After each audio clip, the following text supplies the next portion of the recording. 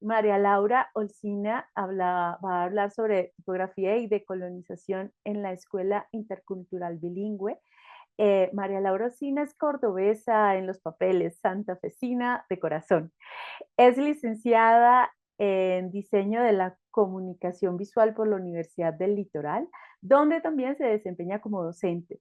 Actualmente desarrolla su tesis de maestría en tipografía en la Universidad de Buenos Aires. Su trabajo en colaboración con Sandra Morales y Camila Piré fue seleccionada en la categoría de emergente de la novena Bienal de Tipos Latinos. Fue finalista de la beca Malí para mujeres tipógrafas. Colabora con la Fundición Tipográfica Pampa Type en la creación de contenido y el fortalecimiento de comunicación en torno a la tipografía. Pues, María Laura, qué gusto contar con tu presencia el día de hoy. Eh, somos muy fans por aquí de tu trabajo. Permíteme, a ver, acomodo un poco esta distribución de personajes. Eh, Tal. ¿Cómo estás, Hola María Sandra, Laura? Manuel, Marina, bueno, todos los asistentes, a todo el equipo de Multilingües, gracias por todo lo que están haciendo.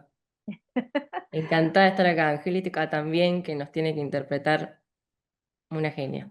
Una genia total. Bueno, te damos tu espacio. Bienvenida a Multilingüe. Bien, muchas gracias. Voy a compartir pantalla y en breve me avisan si se ve.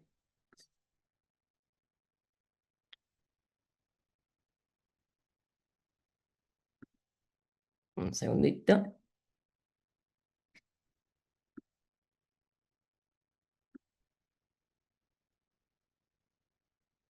A ver si creo que se ve. Perfecto, se ve.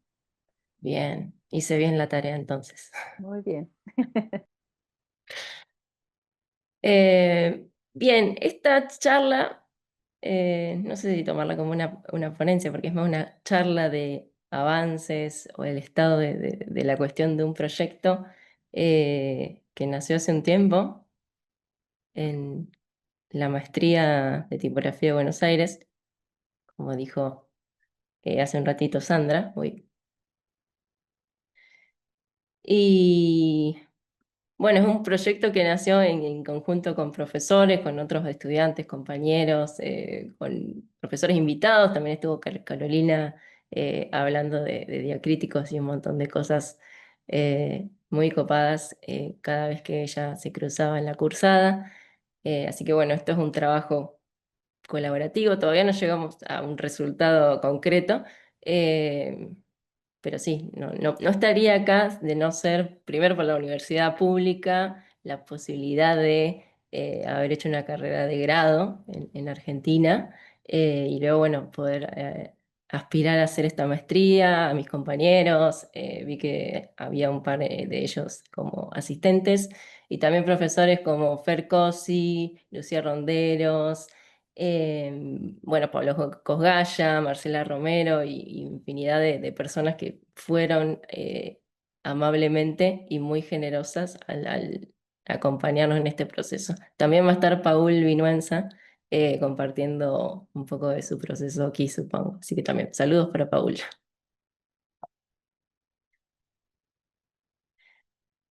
Como les comenté, este trabajo del cual voy a hablar tiene que ver con dos materias troncales de la maestría. Una era el taller de diseño de fuentes tipográficas, desde el cual abordamos la forma y el dibujo de las letras y diacríticos. Y paralelamente trabajamos el trabajo de lo que sería un trabajo más ligado a la investigación y al proyecto final de la maestría, pero sí anclado sobre todo a una fundamentación teórica de ese objeto de estudio y ese objeto que también nosotros presentábamos como proyecto en cada una de las propuestas. Y mi proyecto en la maestría y también esta charla giró y va a girar en estas tres esferas de, bueno, la tipografía, alfabetización inicial y las lenguas originarias, que también es lo que nos convoca aquí a este congreso de multilingüe. Esta va a ser la esfera con la que arranquemos. Damos cuenta que hay una coexistencia de lenguas que por alguna razón que tienen que ver con la conquista, la colonización, la desigualdad, aparecen como en una cuestión central, en un lugar central o hegemónico, y luego lenguas que por otras razones están subordinadas a esa hegemonía que tienen otras lenguas, como por ejemplo el español en Latinoamérica, en contraste con las lenguas indígenas o lenguas originarias, como les decimos aquí en Argentina. Obviamente también esta diferencia se da porque el español en nuestro caso tiene un sistema de escritura que ya está estandarizado y muchas de las lenguas originarias e indígenas tienen una tradición ágrafa, una tradición oral, entonces eh, al no tener un sistema de escritura estandarizado desde de entrada, como sí lo ha tenido, o sí lo ha tenido tradicionalmente el español, o sea, desarrollado por más tiempo, cuentan con una desventaja. Y la situación de Argentina se puede pensar desde esta categorización de Cintia Carrió, que es una investigadora también de aquí de Santa Fe, que trabaja con lenguas originarias y específicamente con el mocoví o el mocoit, que es la lengua con la que yo trabajo en mi proyecto de maestría. Ella habla de que existen lenguas minoritarias, que esto tiene que ver con la densidad de población que hablan estas lenguas, la cantidad de hablantes, es una cuestión más cuantitativa, y que también existen lenguas minorizadas, y se puede dar el caso que la misma lengua minoritaria, que tiene menos hablantes, a su vez esté atravesada por cuestiones que hacen que esté subordinada y esté minorizada ante una lengua central, como en el caso del español en Argentina. Muchas de las lenguas de la región, lamentablemente, se encuentran en proceso como de peligro, de extinción o de un nivel de vitalidad de la lengua que es muy bajo, debido sobre todo a que durante los finales del siglo XVIII, finales del siglo XVIII, se llevaron a cabo políticas de homogeneización en Argentina para lograr una nación monolingüe que hable en español y que sea monocultural tendente a la cultura europea. Esto obviamente atentó con el desarrollo de estas lenguas originarias. En algunos casos, como el guaraní en Corrientes, estas políticas de homogeneización que sobre todo se dan por la escolaridad obligatoria, el sistema también obligatorio militar, pudieron ir zafando y llegar a una oficialización de la lengua, como en el caso de Corrientes, con el guaraní y en otros territorios. Pero el mocoví no tuvo esa suerte, sobre todo también porque se dieron situaciones de retracción de la lengua y de la cultura por parte de las comunidades como un sistema de supervivencia ante la discriminación que sufrían con el resto de la población. Ya al ser una comunidad minoritaria, de poca densidad poblacional, a su vez era minorizada en su cultura y en la lengua, entonces, como un sistema de supervivencia, se tiende a, bueno, vamos a hacer que nuestros niños aprendan el Mocoví, pero solo lo abren en el ámbito privado, en el ámbito de la familia. Y eso también llevó a que algunas familias también decidieran no seguir hablando el Mocoví y se dio una interrupción generacional de ese traspaso de las lenguas materias, de la lengua materna. En Argentina hay 36 lenguas. 15 de ellas están vigentes y 9 de esas 15 están en proceso de recuperación. Una de ellas es el mocoví, que pertenece a la familia etnolingüística del guaycurú, comparte bastantes tradiciones con la lengua com, por ejemplo, y la variante con la que yo voy a trabajar es la variante del mocoy comcayá, que que la habla una comunidad muy cercana a la ciudad de Santa Fe, que es la capital de la provincia en la que vivo. La localidad se llama Recreo, y esta comunidad presenta esta particularidad dentro de lo que serían las comunidades que hablan mocoví, que los niños aprenden mocoví en la escuela porque se cortó de lleno ese traspaso intergeneracional de la lengua. Entonces, los niños son monolingües de español y la escuela se presenta como un lugar o un espacio para la revitalización lingüística, para seguir enseñando y seguir traspasando esas tradiciones, esa lengua materna a los niños. Y al hablar de la escuela y de este espacio, este lugar de revitalización lingüística, es inevitable, o desde también la maestría nos parecía inevitable pensar en los procesos de alfabetización inicial, estos procesos graduales de apropiación de la escritura que se da en la escuela, y en el caso de Argentina, más allá de que lamentablemente desde hace siglos se hayan dado esas políticas de homogeneización. Luego de los 90 se empezaron a hacer muchos trabajos con la revitalización lingüística de las lenguas originarias, y aparece la figura de la escuela intercultural bilingüe para mantener esa multiculturalidad y esa diversidad lingüística que existía en Argentina, pero que por políticas lamentables de Estado, muchas llegaron a la extinción o están en peligro de desaparecer. Y de la mano con la Escuela Intercultural Bilingüe, que por suerte apareció en el escenario de la comunidad también hizo mucho para que esa escuela esté ahí. Incluso se creó un consejo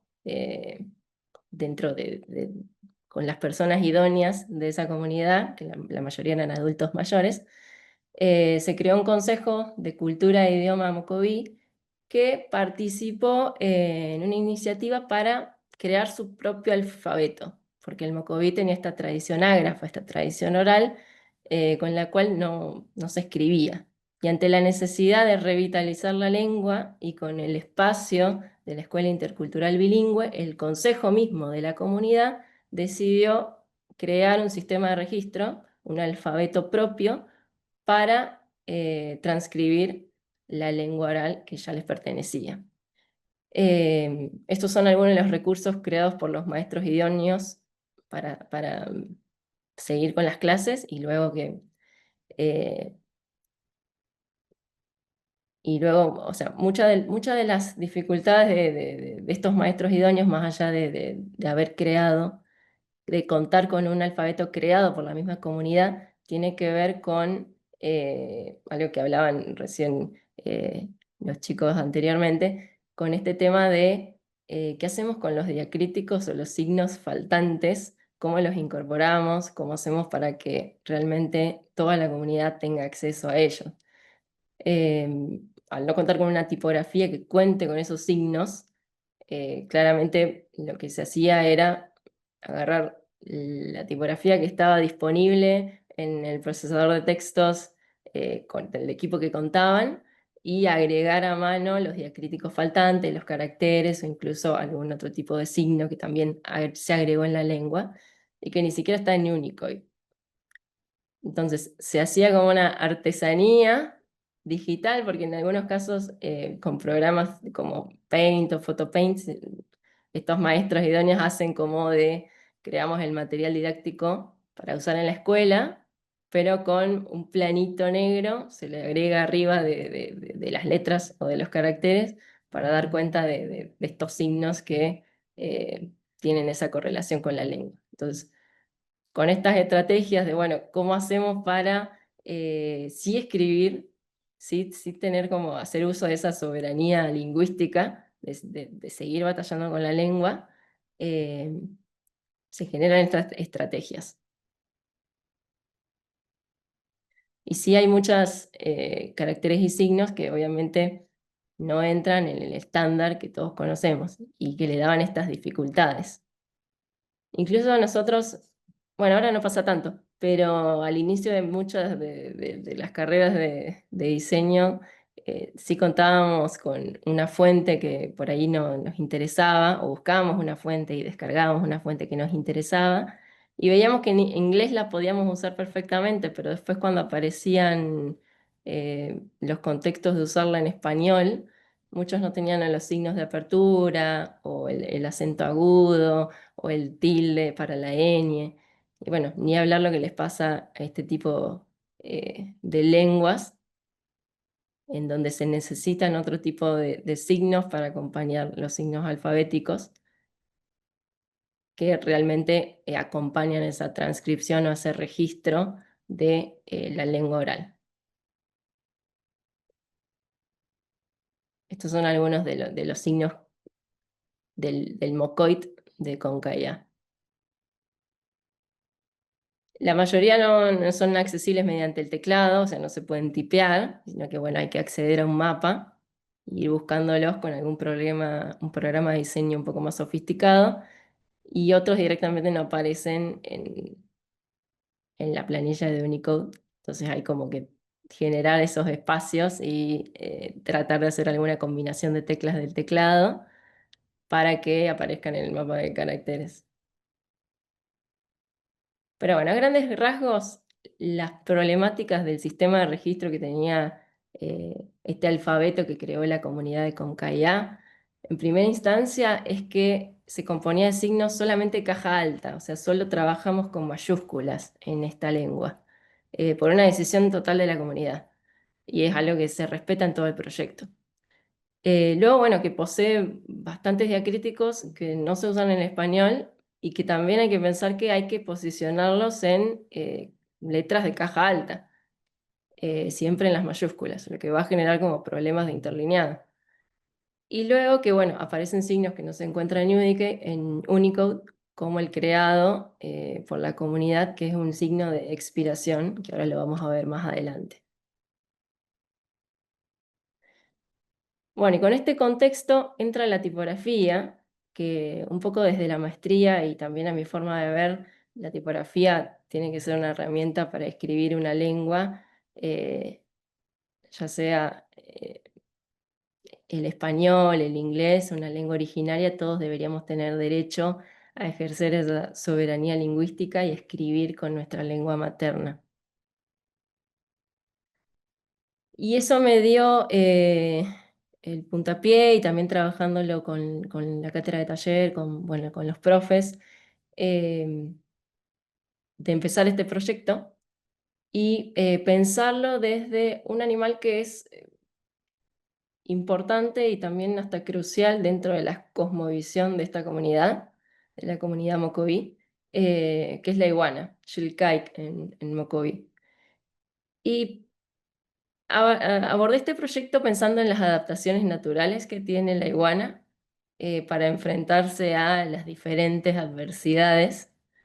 Y hay tres grandes categorías de adaptaciones naturales, unas que tienen que ver con la morfología, luego con las funciones y después con el comportamiento del animal.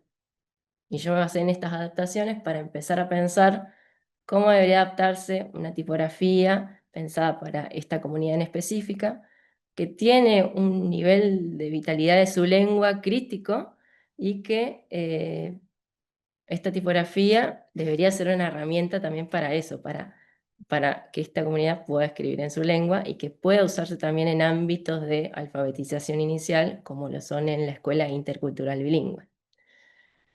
Entonces, volviendo a las adaptaciones, las iguanas, o por lo menos los lagartos de aquí de Argentina, son diferentes a lo que aparecen en internet, que son un poco más vistosos, pero creo que también comparten esta característica morfológica, que es que cuando se sienten amenazados, pierden la colita para poder escapar y que de última el depredador se quede con esa partecita. Luego la cola se vuelve a regenerar en estos reptiles. Y yo pensé esto relacionado con, bueno, un trabajo impresionante de investigación y también de una pionera de lo que fue la tipografía para alfabetización inicial, que es de Rosemary Sassoon. Pero bueno, obviamente ella está situada en otro contexto muy diferente al nuestro. Ella habla desde Inglaterra, con un montón de sistemas de impresión de alta calidad que en esta escuela intercultural bilingüe no contamos y que también estamos trabajando justamente con una lengua minoritaria, una lengua minorizada y que cuenta con un alfabeto creado por su comunidad, al cual hay que respetar, pero que tiene ciertas cuestiones que representan desafíos a la hora de diseñar la tipografía. Entonces, hay cosas que plantea Sassoon, por ejemplo, esas terminaciones en punta en las letras o los trazos de salida que quieren ser conexiones, que yo considero que son cosas que deberían perderse o que deberían dejarse de lado para abordar una tipografía para esta comunidad en específica. Ni hablar del foco aire en las uniones, porque en esta comunidad, en esta escuela, las mismas maestras son las que hacen el material didáctico y muchas veces cuentan con sistemas de impresión a chorro de tinta, donde la tinta explota, o el papel no es el mejor, o se fotocopian sobre las fotocopias. Entonces, bueno, ese aire debería ser mucho mayor y debería ser algo que, una de esas cosas que se pierdan para tener en cuenta en el diseño de este tipo. Pero sí había cosas de los modelos de alfabetización inicial que me interesaba seguir usando, o que por lo menos yo pensaba que tenían que ver con esta lógica. Primero, las terminaciones, si bien Sassoon usaba terminaciones puntiagudas, yo decidí redondearlas y trabajar con una monolinealidad durante todo el trazo. Sí me parecía interesante volver a este tipo de construcciones, por ejemplo, en la I mayúscula. Bueno, Sassoon habla de que hay algunos caracteres que se prestan a la confusión y hay que prestarle más atención y hay que hacerlos más diferentes, más distintivos, con rasgos más reconocibles entre ellos, para que el niño o la niña, cuando está escribiendo, cuando está aprendiendo cómo es la morfología de esos signos, pueda distinguirnos y no haya confusión. Lo mismo para los pares de BDPQ. Tiene que haber entradas y salidas que sean bastante diferentes. Yo también esto lo tomé y trabajé con minúsculas, porque el proyecto del taller de la maestría, también nosotros teníamos un set mínimo de caracteres que cual teníamos que llenar por una cuestión de aprendizaje pedagógico. Entonces en esta tipografía también se incluyen las minúsculas y otros tipos de caracteres que no se aplican a lo que sería la alfabetización específica del Mocoví en esta escuela, pero que integran lo que sería la tipografía. Este sería el set regular de esa primera versión que se presentó en la maestría. Pero bueno, había que tener en cuenta que a los fines prácticos en los cuales yo lo quería usar, las minúsculas no iban a ser tan importantes, entonces sí, había que tener en cuenta las terminaciones, los trazos de entrada y de salida, pero que no iban a ser los protagonistas. Los protagonistas tenían que ser las mayúsculas. Y al desaparecer las minúsculas, bueno, muchos de los caracteres como la I minúscula o la L minúscula iban a desaparecer y iban a dejar de ser tan ambiguos con respecto, por ejemplo, a la I. Eh, la I mayúscula tiene esta construcción en Sassoon y en todos los modelos que se basan en lo que hizo esa investigadora, sobre todo para diferenciarse de esas minúsculas. Entonces, acá entran las preguntas de, bueno, ¿realmente es importante seguir reproduciendo ese modelo o en esta nueva instancia en donde solo aparecen minúsculas y solo aparecen algunas minúsculas porque no están todas? eh, ¿Es algo que obstaculiza o es algo que termina ayudando? Entonces, esas son preguntas que sigo teniendo hasta ahora porque sigo haciendo testeos, pero que me parecía interesante trasladarlas acá. También la existencia de dígrafos y de diferentes uniones que se dan en caracteres que nosotros usamos por separado, la S y la H, en el Mocoví la H solo aparece acompañada de la S o solo aparece acompañada de la C. Ya no es una letra que se usa como en el español. Entonces eso también es algo a tener en cuenta. Cómo van a ser esas uniones y cómo se puede plasmar como un solo signo. Acá ya sería el set regular, pero el set utilizado que podría usarse en la comunidad, con las letras con los diferentes diacríticos, los acentos agudos, tilde y los respectivos macrones. Y aparece también el signo de expiración, que tiene mucha similitud con el signo de mayor y menor y que en ámbitos escolares también se presta a la confusión de los signos matemáticos y las asignaturas que tienen que ver con las matemáticas básicas. Esto de cómo nombro lo que es mayor y menor, bueno, las sumas y etcétera, podía prestarse a confusión este signo. Entonces es algo que también se tiene que seguir trabajando para ver cómo hacerlo más diferente, pero que también sea algo que la comunidad pueda usar y que no le sea ajeno si llega a ser muy diferente. Volviendo a las adaptaciones de la iguana, ya habíamos hablado de la morfología, y otra de las adaptaciones que usé para empezar a pensar esta tipografía es la de la función, del cambio de piel. La iguana cumple un ciclo biológico todos los años y cada vez que llega la primavera cambia de piel, como muchos de los reptiles que conocemos. Entonces yo pensaba que, bueno, este cambio de piel podía también traducirse a cómo cambia esa modulación, eh, que en la regular es casi nula, a pesos que van sumando más color y van quitando contraforma a medida se van subiendo van escalando de block, de bold a black. Entonces esa modulación que iba a ser nula en una instancia de la alfabetización inicial, a medida que gana peso, va convirtiéndose en baja o a veces en media, de acuerdo a los ajustes ópticos que también se tengan que hacer. Esos ajustes ópticos no tienen que ver solamente con la modularidad o la modulación de esos trazos, como pasa en la E minúscula, sino también en decisiones de decir, bueno, necesito que entre los dos fustes de la U no empiecen a colisionar cuando ganan peso, o que el trazo de la Q también no empiece a comer mucho espacio acá adentro, no empiece a generar blancos no deseados cuando gane peso. Entonces esos ajustes ópticos respondían a este cambio de piel que por ahí esta tipografía tenía que tomar cuando pasaban diferentes etapas de peso. Pero bueno, obviamente, volviendo a la cuestión de que solamente vamos a trabajar con mayúsculas, tenía que prestar atención a esos usos.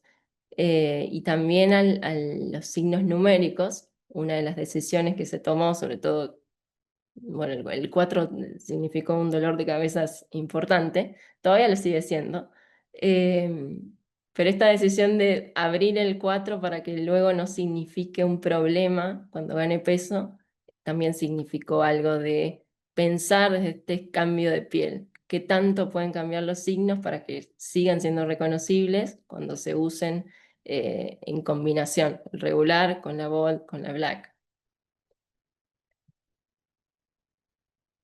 Y este fue el set de caracteres que se entregó en el proyecto de la maestría.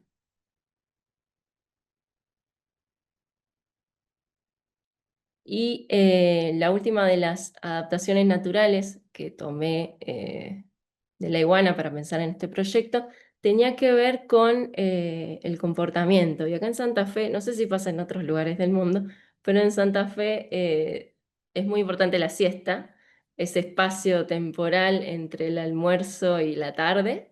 En Santa Fe ciudad y en las localidades de alrededor, ese espacio se usa para dormir. Entonces no hay mucho movimiento en la calle. Hay menos autos, hay menos ruido. Y sobre todo en cuestiones, en localidades más rurales, como en la que es Recreo, eh, da lugar a que este silencio propicie que aparezcan las iguanas. Entonces, en la siesta suele decirse que es la hora de las iguanas, porque aparecen cuando no hay ruido. Entonces yo pensaba en este comportamiento de las iguanas y cómo podía trasladarse a la tipografía.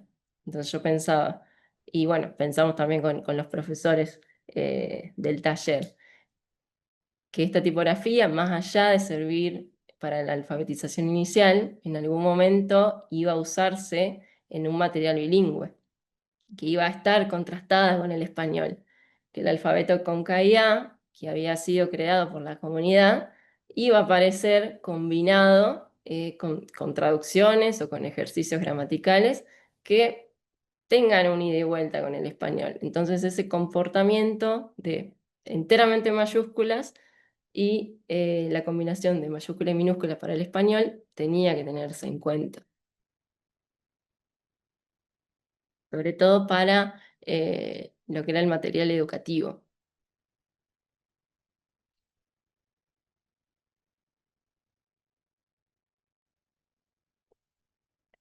Bueno, y el espacio de diseño que se entregó al final de la maestría, eh, obviamente partimos de la regular, que era la tipografía pensada desde el modelo de alfabetización inicial, y luego se amplió hacia una itálica, que era bastante cancilleresca, una variable black, porque también por cuestiones pedagógicas del taller y de la maestría, obviamente, se nos incitaba a explorar y llevar más allá el reconocimiento de la forma.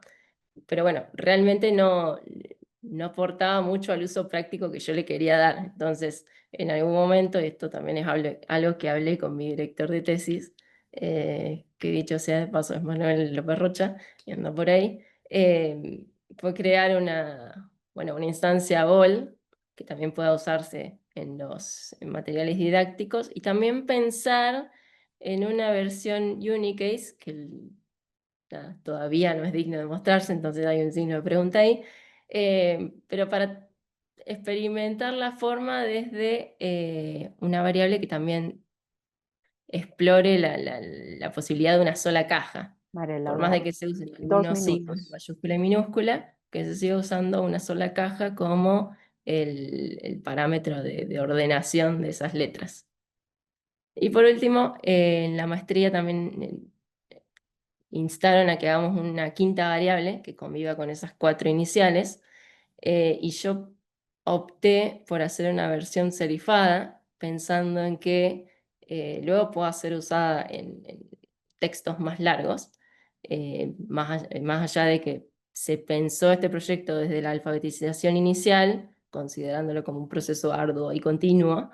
En algún momento los textos se complejizan y las formas tienen que cambiar para llegar a textos que sean un poco más inmersivos. Entonces esa serifada tenía que ver con ese universo de letras que se usan en la escuela para el proceso de lectoescritura.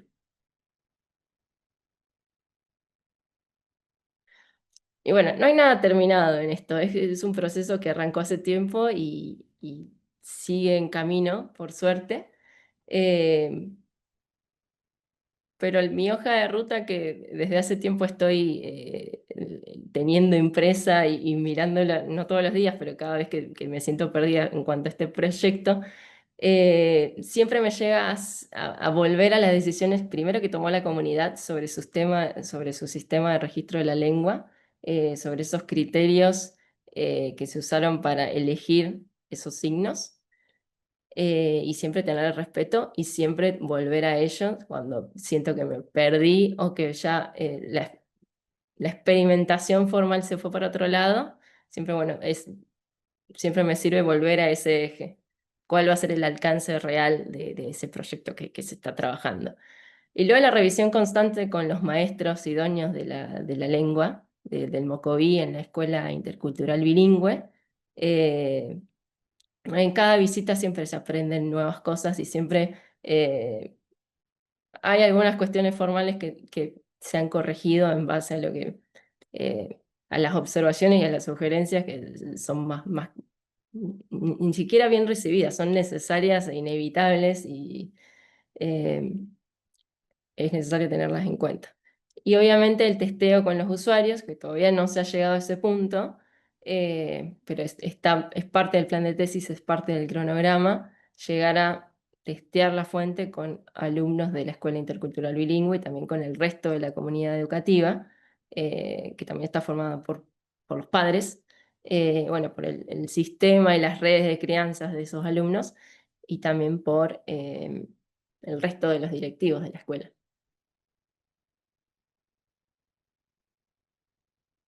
Entonces, cada uno de los avances que se hacen en cuanto a la forma está guiado por este sistema de signos que es el que presentaron en su momento, en los 2000, este consejo de la comunidad Mogoví.